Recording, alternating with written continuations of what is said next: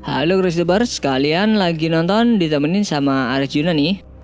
Nggak kerasa ya, setelah sebulan penuh berpuasa, tiba saatnya kita semua merayakan hari kemenangan Lebaran. Ngomong-ngomong soal Lebaran, tentunya ada perbedaan antara zaman dulu dan yang sekarang ya. Penasaran kayak gimana? Nah, berikut ini ada beberapa momen yang memperlihatkan suasana Lebaran di Indonesia di zaman dulu. Tapi sebelum lanjut videonya, bagi kalian yang belum subscribe, klik dulu tombol subscribe di bawah video ini. Mari kita bagi pengetahuan dan hal seru lainnya yang ada di dunia ini.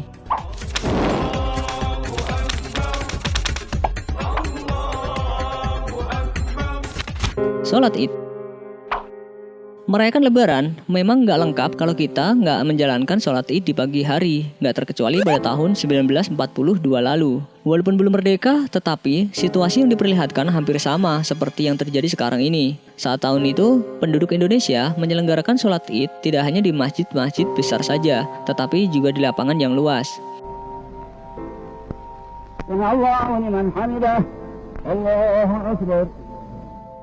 Walaupun saat itu kondisi Indonesia terbilang masih mencekam karena belum terbebas penuh dari penjajah, tapi penduduk Indonesia begitu antusias menyambut Hari Raya Idul Fitri. Alhamdulillah, dengan berkah kekuasaan Allah, kita sekalian umat Islam bisa menjalankan segala perintah dari agama kita. Langkah yang pertama ialah langkah kerukunan di bawah pimpinan KAI Nippon. Sudahnya Asia terlepas dari cengkeraman Barat. Terbuktilah bahwa Hari Raya Idul Fitri itu dirayakan oleh segala umat Islam. Para neraja selamat dunia kita dan akhirat kita sungguh-sungguh setia supaya selamat hal keadaan yang kita maksudkan. Alhamdulillah rabbil alamin. Allahumma salli wa sallim ala sayyidina Muhammadin wa ala ali sayyidina Muhammad. Adem banget yang lihatnya.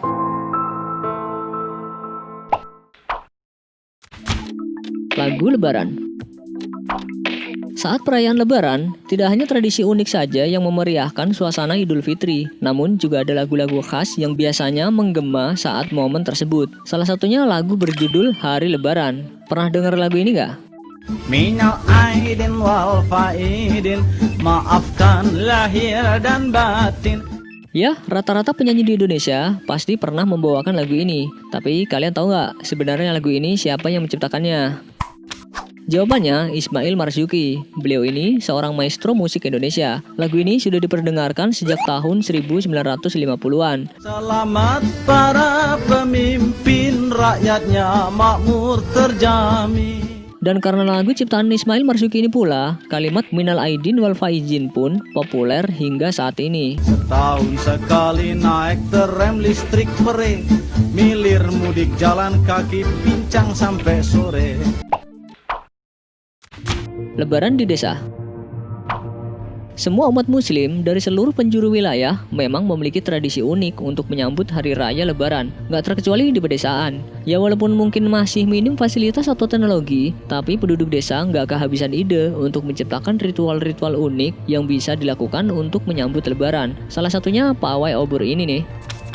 Dari dulu hingga sekarang ini, rupanya pawai obor ini kerap kali dilakukan penduduk desa. Ya walaupun hanya bermodalkan obor yang terbuat dari batang bambu, dan pada saat itu juga kondisi sekitar gelap karena masih minim penerangan, tidak mengurangi antusias mereka untuk berkeliling kampung.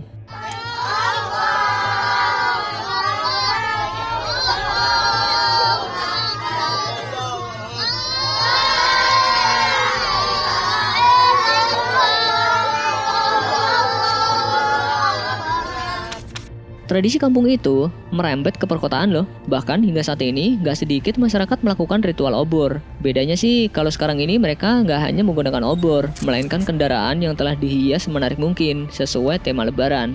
Keren juga.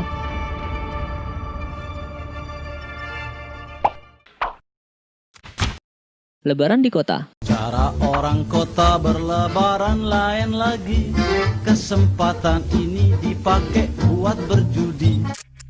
Walaupun belum adanya teknologi yang canggih, tapi atmosfer Lebaran begitu terasa saat kita melihat video satu ini yang memperlihatkan suasana hari Lebaran di tahun 1950-an. Di sini terlihat situasi kota Jakarta begitu ramai oleh penduduk, mulai dari mereka yang ramai-ramai pergi ke pasar untuk membeli berbagai keperluan di hari Lebaran.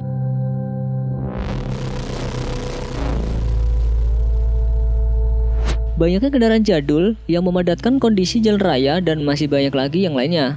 Nggak kalah seru sama suasana lebaran yang sekarang ini ya.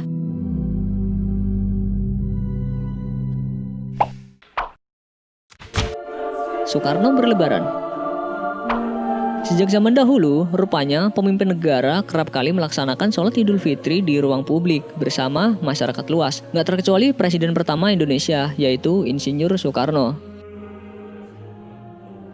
Kala itu, di tahun 1955, dengan setelan jasnya dan peci yang menjadi ciri khasnya, Presiden Soekarno rutin melaksanakan sholat Id setiap tahunnya di lapangan Banteng. Ia pun terlihat berada di saf terdepan untuk melakukan sholat Id berjamaah.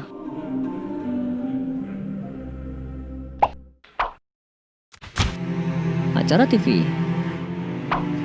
Nggak kayak sekarang ini, zaman dulu stasiun televisi yang dimiliki Indonesia hanya TVRI. Karena menjadi satu-satunya tontonan masyarakat di eranya, dalam perayaan Lebaran, stasiun TV tertua ini pun menampilkan acara menghibur sekaligus mendidik bertajuk Operet Papiko setiap tahunnya.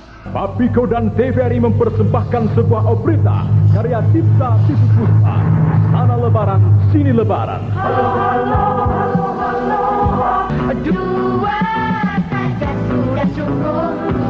Artis-artis yang mengisi acara ini pun terdiri dari artis papan atas seperti Titiek Puspa, Vina Panduwinata, Elvy Sukaesih, dan masih banyak lagi.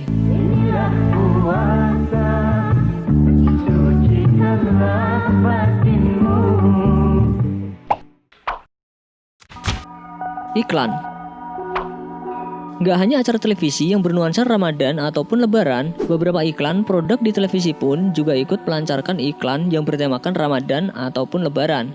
Hari ini kita puasa, menjalankan perintah agama.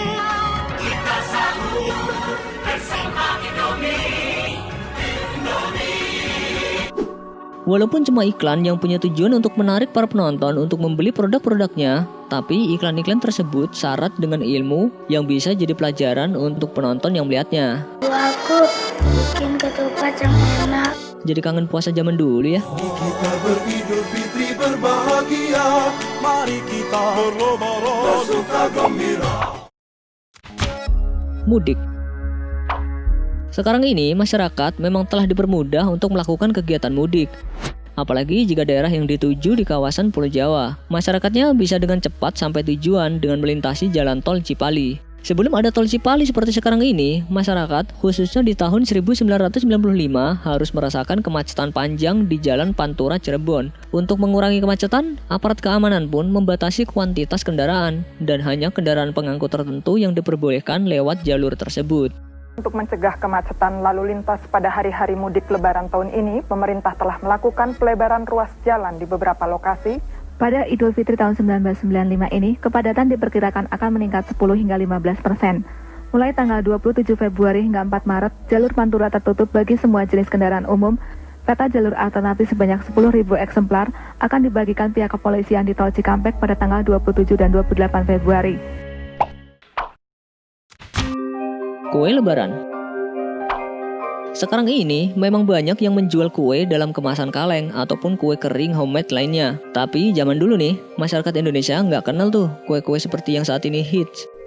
Mereka lebih sering menyuguhkan camilan Lebaran itu untuk para tamu berupa kue tradisional seperti kembang goyang, semprong, rengginang, dan masih banyak lagi.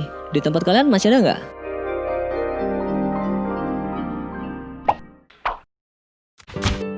Sungkeman.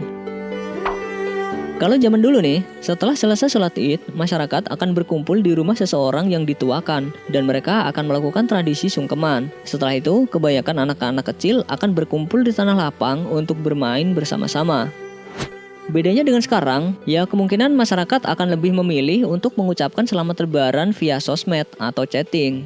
Dan saat berkumpul bersama saudara, lebih disibukkan dengan gadgetnya masing-masing. Mungkin. Buktinya kalian sekarang lagi megang handphone kan? Maafkan lahir dan batin, lain tahun hidup prihatin. Cari uang jangan bingungin, lan Syawal kita ngawinin.